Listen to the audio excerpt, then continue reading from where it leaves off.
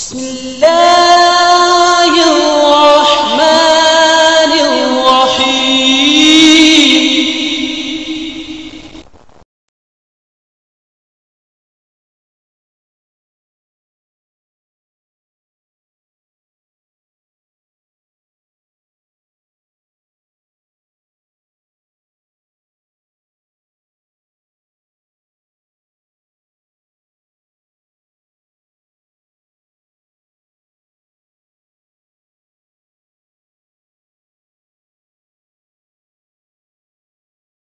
اللہ نحمده ونستعینه ونستغفره ونؤمن به ونتوکل علیہ ونعوذ باللہ من شرور انفسنا ومن سیئات اعمالنا من يهده الله فلا مضل له ومن يضلله فلا هادي له واشهد ان لا اله الا الله وحده لا شريك له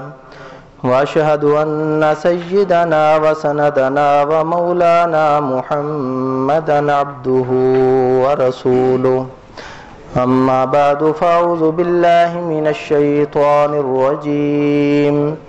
بسم الله الرحمن الرحيم ما اصاب من مصيبة في الارض ولا في انفسكم إلا في كتاب من قبل أن نبرأها إن ذلك على الله يسير وعن أبي هريرة رضي الله تعالى عنه قال قال رسول الله صلى الله عليه وسلم لا عدوى ولا طيرة ولا هامة ولا صفر وفر من المجذوم كما تفر من الأسد أو كما قال عليه الصلاة والسلام صدق الله العظيم وصدق رسوله النبي الكريم ونحن على ذلك لمن الشاهدين والشاكرين دروشی پڑھ لیں اللهم صل على محمد وعلى آل محمد صليت على إبراهيم وعلى آل إبراهيم اللهم بارك على محمد وعلى آل محمد كما باركت على إبراهيم وعلى آل إبراهيم إنك حميد مجيد بزرگان محترم، برادران عزیز، میں نے آپ حضرات کے سامنے قرآن مجید فرقان حمید کی سورۃ الحدید کی ایک آیت کریمہ اور نبی کریم صلی اللہ علیہ وسلم کے ارشادات مبارکہ میں سے ایک ارشاد گرامی تلاوت کیا ہے۔ اللہ رب العزت سے دعا ہے کہ مجھے ان کا صحیح صحیح مفہوم بیان کرنے کی توفیق عطا فرمائے اور بیان کرنے کے بعد مجھے اور آپ سب کو اس پر عمل کرنے کی توفیق عطا فرمائے۔ آج اشتہارات کے اوپر جو موضوع لکھا ہوا تھا وہ یہ کہ ماہ سفر یہ برکت کا مہینہ ہے یا نحوست کا مہینہ ہے۔ اسی موضوع سے متعلق میں آپ کے سامنے کچھ گزارشات عرض کرنا چاہتا ہوں۔ دیکھیں، یہ ماہ سفر سے متعلق جو غلط قسم کے اعتقادات ہیں اور توہمات ہیں، یہ کوئی نئے نہیں بلکہ یہ زمانہ جاہلیت سے چلے آتے ہیں۔ نبی کریم صلی اللہ علیہ وسلم کی جس دور کے اندر بعثت ہوئی ہے تو وہ دور جاہلیت اسی قسم کے توہمات سے پر تھا۔ تو نبی کریم صلی اللہ علیہ وسلم نے اپنے واضح ارشادات کے ذریعے سے اس قسم کے تمام توہمات اور خیالات کی سراسر نفی فرمائی ہے۔ چنانچہ سب سے پہلے میں آپ کے سامنے یہ سفر سے متعلق اہل عرب کے جو گمان اور نظریات تھے ان کو مختصراً میں ذکر کر دیتا ہوں۔ چنانچہ علامہ ملا علی قاری رحمۃ اللہ علیہ انہوں نے اپنی کتاب مرقات جو کہ مشکات کی شرح ہے اس کے اندر تفصیل کے ساتھ عرب کے ان توہمات کو ذکر کیا ہے کہ سفر کے بارے میں ان کے کیا کیا خیالات تھے اور کیا کیا گمان تھے، ان تمام کو تفصیل سے ذکر کر دیا۔ چنانچہ بعض اہل عرب کا گمان یہ تھا کہ سفر یہ ایک پیٹ کے اندر سانپ ہوتا ہے جو کہ بھوک کے وقت انسان کو اندر سے کاٹتا ہے اور ڈستا ہے۔ یہ جو بھوک کے وقت آدمی کو اندر تکلیف محسوس ہوتی ہے تو یہ اس سانپ کے کاٹنے کی وجہ سے ہوتی ہے، تو اس سانپ کو وہ سفر کہتے تھے۔ اور بعض اہل عرب کا گمان یہ تھا کہ پیٹ کے اندر ایک جانور رہتا ہے جو کہ بھوک کے وقت اندر اچھلتا ہے، کودتا ہے، جوش مارتا ہے، اور بعض اوقات یہ اندر سے انسان کی جان کو بھی لے لیتا ہے، اور اس کو ایک ایسی بیماری سمجھتے تھے کہ یہ خارش سے بھی زیادہ متعدی مرض ہے۔ تو جس کسی کو ایسی بیماری لاحق ہو جاتی اس کو اپنے سے دور کر دیا کرتے تھے۔ تو لہذا یہ بھی ایک گمان سفر سے متعلق اہل عرب کا تھا۔ اور ایک گمان اہل عرب کا سفر سے متعلق یہ تھا کہ یہ ایک بیماری ہوتی ہے جو ہڈیوں کے سروں میں کیڑے پیدا ہو جاتے ہیں، اور جگر کے اندر یہ کیڑے پیدا ہو جاتے ہیں، اس کی وجہ سے آدمی کا رنگ پیلا پڑ جاتا ہے، جس کو آج کل طب کی اصطلاح میں یرکان کہتے ہیں۔ تو لہذا اس یرکان کو بھی وہ سفر سے تعبیر کرتے تھے، کیونکہ سفر کا معنی زرد، لہذا آدمی کا رنگ زرد پڑ گیا،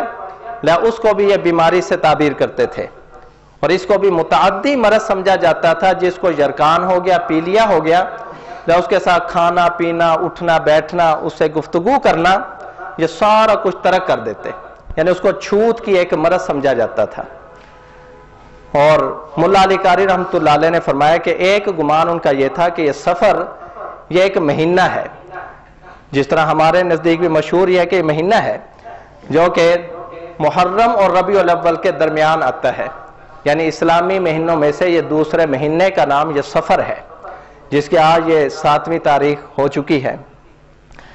اس کے بارے میں ان کا گمان یہ تھا کہ یہ مہینہ مصیبتوں کا، بلاؤں کا، آفات و بلیات کے نازل ہونے کا مہینہ ہے۔ اس کے اندر کثرت کے ساتھ مصیبتیں اور بلائیں اترتی ہیں، لہذا جس قدر بھی دنیا کے اندر آفات آتی ہیں ساری کی ساری وہ اسی مہینے کے اندر اترتی ہیں۔ تو اس مہینے کے متعلق یہ جاہلیت کے اندر بھی اعتقاد پایا جاتا تھا۔ تو نبی کریم صلی اللہ علیہ وسلم نے ولا سفر کہہ کر ان تمام قسم کے توہمات اور خیالات کی سراسر نفی کر دی کہ جتنے بھی تمہارے سفر سے متعلق یہ خیالات ہیں یہ سراسر باطل ہیں۔ یہ تو میں نے جاہلیت کے دور کا ذکر کیا۔ اب ہمارے اس دور کے اندر بھی اس مہینہ سے متعلق بہت سارے ایسے ہی گمان پائے جاتے ہیں، چنانچہ یہ سمجھا جاتا ہے کہ یہ مہینہ نحوست کا مہینہ ہے، اس مہینے کے اندر آفات اترتی ہیں، مصیبتیں نازل ہوتی ہیں، اس لیے اس مہینہ کے اندر لوگ طرح طرح کے خیالات رکھتے ہیں۔ مثلا کوئی شادی بیاہ کرنا ہو، کوئی پر مسرت تقریب کا آغاز کرنا ہو، یا کسی نے اپنی کسی تجارت کا آغاز کرنا ہے تو خاص اس مہینے کے اندر نہیں کرتے، بلکہ انتظار کیا جاتا ہے کہ مہینہ سفر کا گزر جائے، جب ربیع الاول کا مہینہ چڑھے گا پھر شادی بیاہ بھی کر لیں گے، پھر یہ کہ تجارت کا آغاز کرنا چاہ رہے تھے، ابتدا کرنا چاہتے تھے، تو لہذا اپنے اس کام کا آغاز یہ ربیع الاول کے مہینہ سے کریں گے۔ اور پھر بعض لوگ اس مہینہ کی خاص 1 تاریخ سے لے کر 13 تاریخ تک خاص ان ایام کو نحوست کے ایام سمجھتے ہیں کہ ان میں تو بہت زیادہ نحوست نازل ہوتی ہے، اور پھر جب 13 تاریخ آ جاتی ہے سفر کی تو پھر کوئی چیز پکا کے اس کو گھونگھیوں میں ڈال کے، یہ ٹھٹھیاں جنہیں کہتے ہیں، ٹھٹھیوں میں ڈال کے تقسیم کرتے ہیں، اور یہ اعتقاد رکھتے ہیں کہ جس آدمی نے یہ کام کر لیا، ٹھٹھیاں تقسیم کر دیں، لہذا وہ ان مسائل سے بچ جائے گا، اور جس نے یہ کام نہیں کیا تو اس کے اوپر یہ مصیبتیں پڑ جائیں گی۔ تو یہ بھی اس مہینے سے متعلق خیال ہے۔ اب دیکھیں یہ سراسر باطل ہے، یہ توہمات ہیں، جاہلیت میں بھی تھے اور ایسے جاہل لوگوں نے اس معاشرے کے اندر بھی پھیلا دیے۔ اب ان کی کوئی دلیل تو نہیں ہوتی، جو من گھڑت عقائد ہوں، اپنی سراسر جھوٹی تعویلات ہوں، نہ ان کی کوئی دلیلیں نہیں ہوا کرتی، لیکن یہ اہل باطل اور ان کے گمراہ کن جو کارکنان ہوتے ہیں اور ان کے جو سربراہان ہیں، وہ کوئی نہ کوئی دلیل بھی اس کے اوپر گھڑ لیتے ہیں۔ چنانچہ یہاں پر بھی انہوں نے ایسے ہی کیا کہ سفر کے متعلق انہوں نے ایک اپنی طرح سے حدیث بھی گھڑ لی اور منسوب کر دیا نبی کریم صلی اللہ علیہ وسلم کی طرف۔ فرمایا کہ آپ علیہ الصلوۃ والسلام نے یہ فرمایا کہ من بشرنی بخروج سفر بشرتہ بالجنہ، کہ جو آدمی مجھے سفر کا مہینہ ختم ہو جانے کی، نکل جانے کی بشارت دے گا، یعنی مجھے آ کر خوشخبری سنائے گا کہ سفر کا مہینہ ختم ہو چکا ہے، اس کو میں جنت کی بشارت دوں گا۔ اور یہ حدیث بھی گڑ لی اور یہ کہہ دیا کہ یہ آپ علیہ السلام نے اسی لیے تو کہا کہ یہ سفر کا مہینہ منحوس مہینہ تھا، اس میں مصیبتیں اترتی ہیں، بلیات نازل ہوتی ہیں، اس لیے آپ علیہ السلام فرما رہے ہیں کہ یہ سفر کا مہینہ کسی طرح سے کٹ جائے، اور پھر جو مجھے آ کر بتلائے کہ سفر کا مہینہ ختم ہو گیا، ربیع الاول کا چاند چڑھ گیا ہے، تو پھر میں اس کو جنت کی خوشخبری سنا دوں۔ اول تو سمجھیے کہ یہ کوئی حدیث نہیں ہے، یہ من گھڑت بات ہے۔ چنانچہ ملا علی قاری رحمۃ اللہ علیہ جو بہت بڑے درجے کے فقیہ بھی ہیں، محدث بھی ہیں اور حنفی عالم ہیں، انہوں نے اپنی کتاب الموضوعات الکبیر کے صفحہ 69 کے اوپر یہ بات ذکر کی ہے۔ اور موضوعات کبیر جو ہے یہ ساری کتاب ایسے کہ اس میں انہوں نے جتنی روایات جو غلط سلط لوگوں نے گھڑ لی تھیں، من گھڑت روایات، انہوں نے تمام روایات کو جمع کر کے ایک کتاب میں اکٹھا کر دیا اور اس کا نام رکھا الموضوعات الکبیر، کہ یہ بڑی بڑی اس کے اندر موضوع روایتیں کہ وہ موجود ہیں، تو اس کا نام ہی موضوعات کبیر ہے۔ چنانچہ اس کتاب کے صفحہ نمبر 69 پر اس بات کو نقل کیا اور پھر صراحتاً ذکر کیا کہ اس کی کوئی اصل موجود نہیں ہے۔ تو اولاً تو یہ روایت ہی من گھڑت ہے، تو من گھڑت روایت سے دلیل پکڑنا کہاں درست ہو سکتا ہے؟ اور دوسرا یہ کہ بعض صوفیاء نے اپنی کتابوں میں اس کتاب کو نقل کیا، لیکن انہوں نے اس کا یہ مفہوم ذکر نہیں کیا جو آج کل بدعتی لوگ اس کا نکالتے ہیں، بلکہ انہوں نے اس نظریے سے ذکر کر دیا کہ نبی کریم صلی اللہ علیہ وسلم جب سفر کے مہینہ میں تھے اور آگے ربیع الاول کے مہینہ میں آپ علیہ السلام کی وفات ہونے والی تھی۔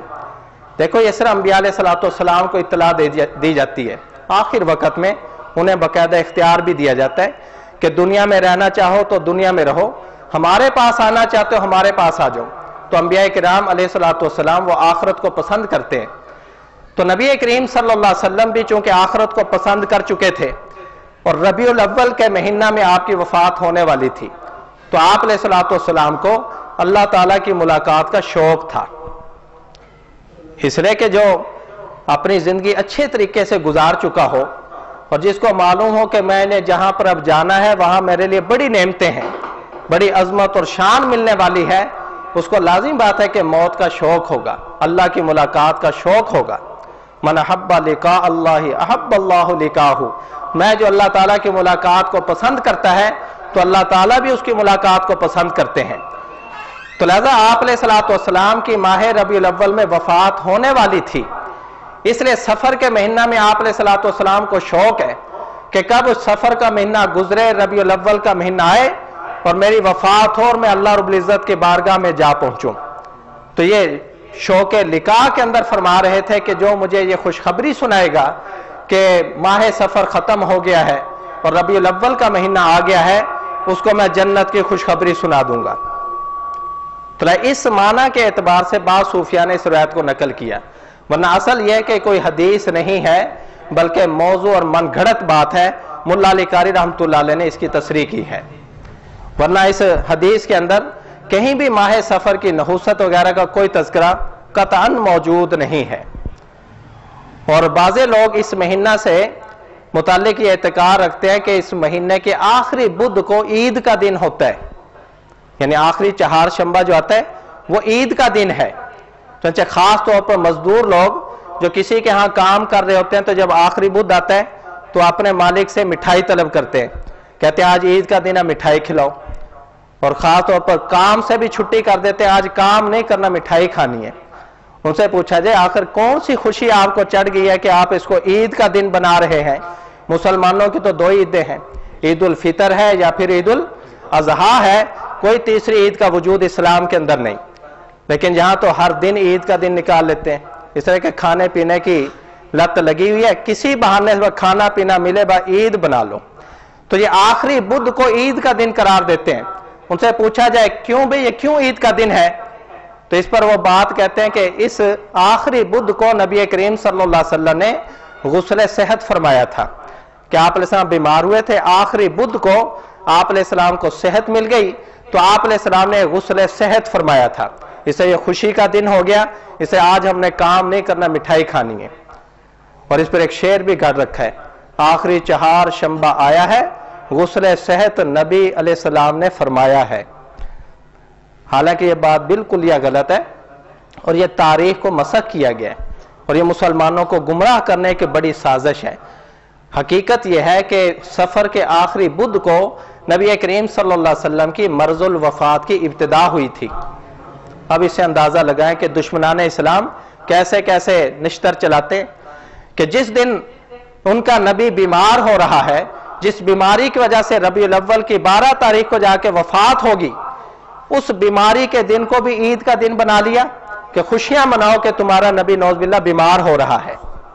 اور پھر 12 ربیع الاول کو جس دن آپ سے وفات ہوئی، اس دن کو بھی عید کا دن بنا دیا کہ تمہارا نبی اس دن دنیا سے رخصت ہو گیا، وفات پہ تم خوشیاں مناؤ۔ دیکھو دشمنان اسلام کی چال دیکھو کہ نبی بیمار ہو تو تب بھی خوشی، اس کو بھی عید کا دن قرار دیں، نبی کی وفات ہو جائے، اس دنیا سے رخصت ہو جائے، اس پر بھی خوشی منائی جا رہی ہے۔ اور دھوکہ یہ دیا کہ آخری بدھ کو غسل صحت فرمایا تھا اس لیے خوشی مناؤ، اور 12 ربیع الاول کو ولادت ہوئی تھی اس لیے عید میلاد النبی مناؤ۔ یہ سب دشمنوں کی چالیں ہیں، سازشیں ہیں کہ اپنے نبی کی بیماری پر بھی خوش ہوو، اپنے نبی کی وفات پر بھی خوشی مناؤ۔ نعوذ باللہ من ذالک۔ بہرحال یہ ساری کی ساری سراسر جھوٹی باتیں ہیں، ورنہ آخری بدھ کو آپ نے غسل صحت نہیں فرمایا بلکہ بیمار ہوئے تھے، مرض الوفات کی آپ کی ابتدا ہوئی تھی، اور 12 ربیع الاول کو صحیح قول کے مطابق آپ علیہ السلام کی وفات ہوئی ہے، اور پیدائش محقق قول کے مطابق 9 ربیع الاول کو ہے۔ تو یہ تو حقیقت تھی۔ اور پھر بعض لوگ اس مہینے کے اندر گھروں میں جو کچے برتن پڑے ہوں انہیں بھی توڑ دیتے ہیں، کیونکہ اعتقاد ذہن میں یہ بٹھا دیا کہ ڈھیروں مصیبتیں، لاکھوں کی تعداد میں مصیبتیں اترنے والی ہیں، لیکن کچے برتن نے توفیق عطا کی ہے، مالدار بنے، زکوٰۃ ادا کرو، مزید توفیق ہے حج ادا کرو، تو یہ ارکان اسلام ان کو ادا کرو، صدقہ خیرات کرو، اس سے بلائیں ٹلتی ہیں۔ لیکن وہ صدقہ خیرات تو جائے گا غریب کے پیٹ میں، مولوی کا پیٹ تو پھر بھوکے گا بھوکا۔ اس لیے کوئی ایسی چیزیں گھڑی جائیں جو انسان اپنے طور پر نہ کر سکے، مولوی کی ضرورت پیش آئے،